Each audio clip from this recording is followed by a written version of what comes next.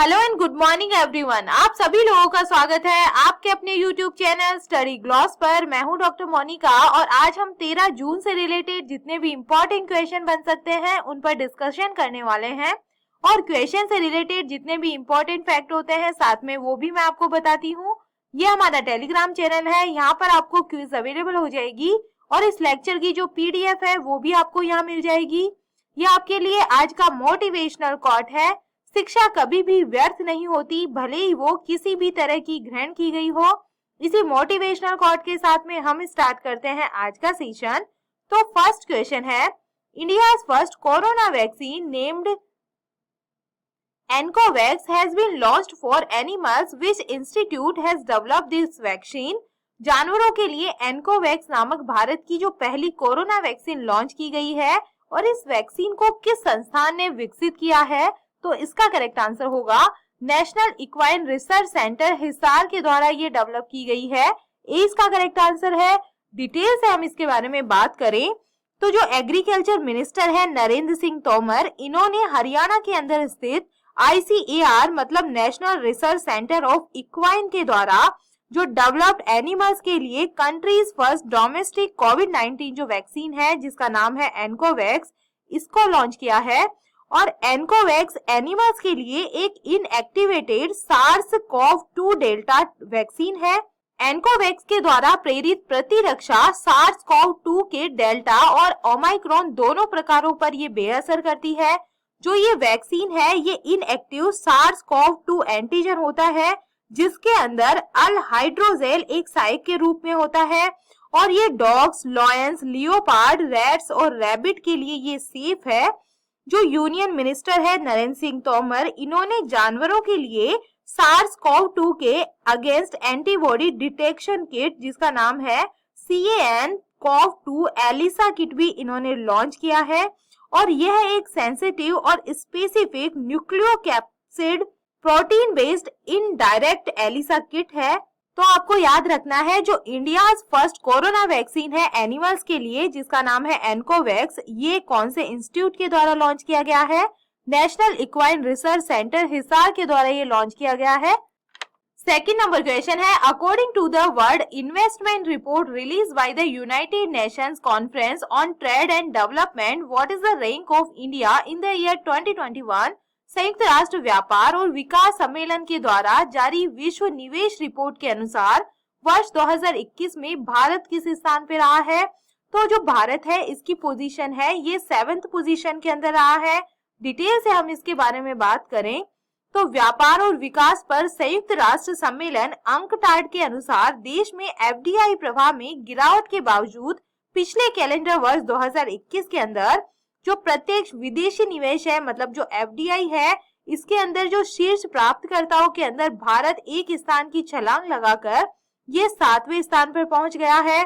इसके बाद में बात करें जो अपनी लेटेस्ट वर्ल्ड इन्वेस्टमेंट रिपोर्ट है अंकटाड की, तो इसके अकॉर्डिंग भारत में FDI फ्लो 2021 से घटकर $45 बिलियन हो गया है जो लास्ट ईयर $64 बिलियन था और भारत से एक्सटर्नल FDI 2021 में 43% से बढ़कर $15.5 अरब हो गई है। Name of the top 3 countries की हम इसके अंदर बात करें तो इसके अंदर टॉप पे कौन सी कंट्री है? US है, सेकंड पे है चाइना और थर्ड पे है हांगकांग। और इश्यूअर कौन है इस रिपोर्ट को? तो ये अंकटाड के द्वारा मतलब United Nations conference on trade and development के द्वारा इशू की गई है और इसका जो हेडक्वार्टर है ये जिनेवा स्विट्जरलैंड के अंदर है। थर्ड नंबर क्वेश्चन है, which has become the first state in India to approve the drone policy? Drone नीति को मंजूरी देने वाला भारत का पहला राज्य कौन सा बन गया है? तो ये बन गया है हिमाचल प्रदेश। डी इसका करेक्ट आंसर है। इस पॉलिसी के बारे में हम डिटेल से बात करें तो हिमाचल गवर्नमेंट ने एक ड्रोन पॉलिसी को अप्रूव किया है क्योंकि वह हिल स्टेट में वेरियस पब्लिक सर्विसेज के लिए ड्रोन और इसी तरह की जो टेक्निक है इसके यूज को ये सक्षम करना चाहती है। और यहाँ की जो मुख्यमंत्री है जयराम ठाकुर, इन्होंने हिमाचल प्रदेश ड्रोन जो पॉलिसी है 2022 इसको अप्रूव किया है और इस पॉलिसी के अंदर governance and reforms using drone की नींव पर बिल्ड एक समग्र ड्रोन इकोसिस्टम बनाने की इसके अंदर परिकल्पना की गई है और इस नई जो ड्रोन पॉलिसी है इसके साथ हिमाचल प्रदेश ड्रोन के पब्लिक यूज को फॉर्मली एक्सेप्ट करने वाला देश का पहला स्टेट ये बन गया है। और इस जो पॉलिसी है इसका जो एम है ये क्या है, तो डिफेंस, ट्रांसपोर्ट, हेल्थ, एग्रीकल्चर और अदर सेक्टर और ड्रोन एनेबल टेक्नोलॉजी को प्रमोट करना इसका मेन एम है। और पेंडेमिक अफेक्टेड और जो रिमोट एरियाज है इसके अंदर ड्रोन की हेल्प से मेडिसिन, हेल्थ और जो इक्विपमेंट है और अदर जो असेंशियल सप्लाईज है इसकी डिलीवरी का स्टार्ट इसके अंदर किया जाना है। तो इस पॉलिसी के अंदर बहुत ही ये बेनिफिशियल पॉलिसी है और हिमाचल प्रदेश के अंदर ये जो ड्रोन पॉलिसी है इसको लॉन्च किया गया है। चलिए इंडिया फर्स्ट से रिलेटेड क्वेश्चन है, तो टॉप 5 इंडिया फर्स्ट को हम रिवाइज कर लेते हैं। Where will India first air force heritage centre be built, तो ये चंडीगढ़ के अंदर बनाया जा रहा है। Where is India first and Asia's largest liquid mirror telescope installed, तो ये कहाँ पे लगाया गया है, उत्तराखंड के अंदर ये लगाया गया है। Without oxygen Mount Everest, who has become the first Indian woman to climb, तो ऐसी जो बिना ऑक्सीजन के यहाँ पर माउंट एवरेस्ट पे चढ़ गई है तो ये है Piyali Basak. which has become the first state in India to conduct assembly session in paperless mode, तो ये कौन सा बना है, नागालैंड बना है। which is the first state in India to launch crop diversification index, what is the like, तो ये कौन सी बनी है, तेलंगाना गवर्नमेंट के द्वारा ये जो है इंडेक्स ये लॉन्च किया गया है। 4 नंबर क्वेश्चन है, where has the Sufi festival 2022 started, सूफी महोत्सव 2022 कहाँ पर स्टार्ट हुआ है, तो ये हुआ है जम्मू एंड कश्मीर के अंदर। डी इसका करेक्ट आंसर होगा। जो यूनियन टेरिटरी है जम्मू कश्मीर, यहाँ पर टूरिज्म डिपार्टमेंट के द्वारा ये जो ऑर्गेनाइज किया गया है सूफी फेस्टिवल और इसका जो इनोग्रेशन है ये श्रीनगर में शेरे कश्मीर इंटरनेशनल कन्वेंशन सेंटर के अंदर ये किया गया है। और डिपार्टमेंट की ओर से ये 3 डेज तक चलने वाला सूफी फेस्टिवल का जो आयोजन है ये श्रीनगर के अंदर किया गया है ताकि लोग ओल्ड ट्रेडिशन और जो कल्चर है और जो एजुकेशन है इससे रूबरू हो सके। जो सूफी महोत्सव है इसके आयोजन के अंदर जो टूरिज्म डिपार्टमेंट है, इसके अलावा जो कल्चर डिपार्टमेंट है और जो वक्फ बोर्ड है और जो अदर डिपार्टमेंट्स है ये इसके अंदर कंट्रीब्यूट कर रहे हैं। जो सूफी फेस्टिवल है इसका उद्घाटन जो यहाँ के लेफ्टिनेंट गवर्नर के जो एडवाइजर है RR भटनागर, इन्होंने किया है। कहाँ पे किया है, जम्मू एंड कश्मीर के अंदर ये किया गया है।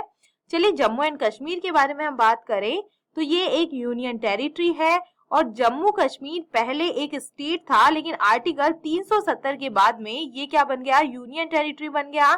और यहाँ की जो कैपिटल है विंटर कैपिटल जम्मू है और समर कैपिटल यहाँ की श्रीनगर है। लेफ्टिनेंट गवर्नर है Manoj Sinha. Chief justice of high court तो ये है पंकज मित्तल और यहाँ का जो यूनियन टेरिटरी बर्ड है ये है कलिंस फिजेंट। 5 नंबर क्वेश्चन है, who has become the new ambassador of India UK culture platform India UK together culture season, Bharat Britain सांस्कृतिक platform India UK together culture season के नए एम्बेसडर कौन बन गए हैं, तो ये बन गए हैं AR रहमान। सी इसका करेक्ट आंसर होगा। जो संगीत उस्ताद है AR रहमान को सीजन ऑफ कल्चर का जो न्यू ब्रांड एम्बेसडर है ये अपॉइंट किया गया है, जो भारत की स्वतंत्रता की 75वीं वर्षगांठ का एक प्रतीक है। और इसे ऑफिशियली भारत में ब्रिटेन के deputy high commissioner John Thomson और ब्रिटिश काउंसिल के जो डायरेक्टर है बारबरा विकम, इनके द्वारा लॉन्च किया गया था। सेशन ऑफ कल्चर का जो एम है ये आर्ट्स, इंग्लिश और एजुकेशन के जो एरिया है इसके अंदर भारत और यूके के जो कॉर्पोरेशन है इसको स्ट्रेंथनिंग बनाना है।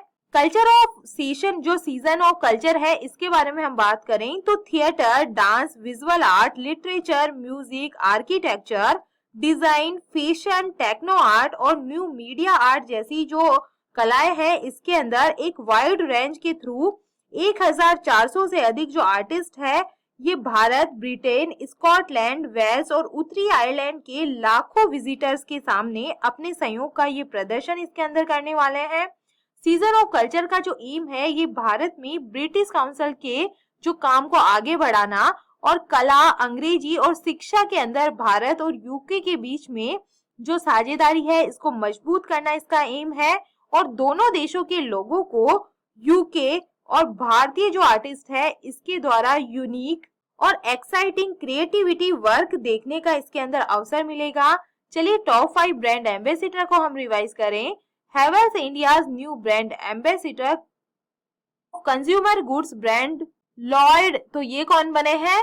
सौरव गांगुली बने हैं। New brand ambassador of consumer health care app pharma easy, तो ये बने हैं Aamir Khan. New brand ambassador of sports clothing brand company Puma brand ambassador, तो ये बनी है Georgia Russell. New brand ambassador of Bharti AXA life insurance, तो ये है Vidya Balan. New brand ambassador of online gaming platform WinZO, तो ये है महेंद्र सिंह धोनी। 6 नंबर क्वेश्चन है, International Institute of Sports Management has launched India's first book on sports marketing named business of sports the winning formula for success. Who has authored this book? International Institute of Sports Management ने business of sports the winning formula for success नामक sports marketing पर भारत की पहली book को launch किया है। और इस बुक को किसने लिखा है? तो इसका करेक्ट आंसर होगा विनीत कर्णिक के द्वारा ये लिखी गई है। 20 का करेक्ट आंसर होगा। इस बुक के बारे में हम डिटेल से बात करें तो भारत के जो लीडिंग स्पोर्ट्स मैनेजमेंट इंस्टीट्यूट है मुंबई महाराष्ट्र के अंदर international Institute of sports and management ने जो फेमस स्पोर्ट्स राइटर है विनीत कर्णिक, इनके द्वारा लिखित business of sports the winning formula for success जो टाइटल से जो स्पोर्ट्स मार्केटिंग पर इंडिया की जो फर्स्ट बुक को इन्होंने लॉन्च किया है। ज्ञान सीरीज के एक पार्ट के रूप में लॉन्च की जाने वाली ये जो सीरीज है इसकी फर्स्ट बुक ये है। और इस बुक को जो पब्लिश है ये पॉपुलर पब्लिकेशन प्राइवेट लिमिटेड ने किया है। और इस बुक का को जो रिलीज है ये महाराष्ट्र के जो राज्यपाल है भगत सिंह कोश्यारी, इन्होंने IIMM के संस्थापक निदेशक नीलेश कुलकर्णी की उपस्थिति के अंदर किया है। 7 नंबर क्वेश्चन है, who has become the new CEO of Prasar Bharati? Prasar Bharati के नए CEO कौन बने हैं? मतलब इनको एडिशनल चार्ज अभी मिला है, तो ये बन गए हैं मयंक कुमार अग्रवाल। ए इसका करेक्ट आंसर है। इनके बारे में डिटेल से बात करें तो दूरदर्शन और दूरदर्शन समाचार के डायरेक्टर जनरल कौन बन गए हैं? मयंक कुमार अग्रवाल को प्रसार भारती के चीफ एग्जीक्यूटिव ऑफिसर के रूप में जो एडिशनल रिस्पॉन्सिबिलिटी है ये इन्हें अभी दी गई है। और अग्रवाल ने शशि शेखर वेम्पति का स्थान लिया है, जिन्होंने 5 साल तक स्टेट ब्रॉडकास्टर के रूप में इन्होंने काम किया है। इंफॉर्मेशन एंड ब्रॉडकास्ट जो मिनिस्टर है अनुराग ठाकुर, इनकी परमिशन के बाद में 1989 बैच के जो इंडियन इंफॉर्मेशन एंड सर्विस के जो ऑफिसर है इनको ये जो पोस्ट है एडिशनल चार्ज इनको दिया गया है। 8 नंबर क्वेश्चन है, the chief minister of which state has unveiled the logo and mascot of the 44th chess olympiad? किस राज्य के मुख्यमंत्री ने 44वें शतरंज ओलंपियाड के लोगो और शुभंकर का अनावरण किया है? तो इन्होंने किया है तमिलनाडु के अंदर किया गया है। 20 का करेक्ट आंसर होगा। डिटेल से हम बात करें तो तमिलनाडु की जो मुख्यमंत्री है MK स्टालिन, इन्होंने 44वीं चेस ओलंपियाड के लिए जो लोगो है और जो शुभंकर है इसका अनावरण किया है, जो अगले महीने मामल्लापुरम के अंदर होने वाला है। 8 जुलाई से 10 अगस्त के बीच में 180 से अधिक जो कंट्रीज है इसके लगभग 2000 प्लेयर जो इंटरनेशनल कंपटीशन के अंदर ये पार्टिसिपेट करने वाले हैं। श्री स्टालिन ने ग्रेटर चेन्नई कॉर्पोरेशन के हेडक्वार्टर रिपन बिल्डिंग के अंदर ओलंपियाड के लिए उल्टी गिनती घड़ी का भी इन्होंने यहाँ पर अनावरण किया है। 2013 के अंदर भारत के विश्वनाथन आनंद और मैग्नस कार्लसन के बीच जो वर्ल्ड चैंपियनशिप के जो मुकाबले के बाद में ये चेन्नई की दूसरी बड़ी इंटरनेशनल जो टूर्नामेंट है ये होने वाला है। और इंटरनेशनल टूर्नामेंट की तैयारी काफी तेजी गति से यहाँ पर आगे बढ़ रही है। तो ये कहाँ पे होने वाली है? तमिलनाडु के अंदर ये होने वाली है। इंपॉर्टेंट है, याद रखिएगा। चलिए तमिलनाडु की बात हो रही है तो तमिलनाडु के बारे में हम बात करें। Tamil Nadu state government announce to observe 18 December as minority right day के रूप में ये सेलिब्रेट करने वाला है। Tamil Nadu government announced 14 April as equality day के रूप में ये सेलिब्रेट करेगा। इंडिया का जो largest floating solar power plant है ये कहाँ पे सेट हुआ है? तो इसका सेटअप हुआ है थूथुकुडी तमिलनाडु के अंदर। The Tamil Nadu state government has launched the Naan Mudhalvan जो स्कीम है ये कहाँ पे लॉन्च की गई है? तमिलनाडु के अंदर ही की गई है। मरीन इलाइट फोर्स का जो गठन है ये कंजर्वेशन ऑफ मरीन लाइफ के लिए यहाँ पे किया गया है। जल्लीकट्टू जो फेस्टिवल है ये तमिलनाडु के अंदर ही ऑर्गेनाइज करवाया जाता है।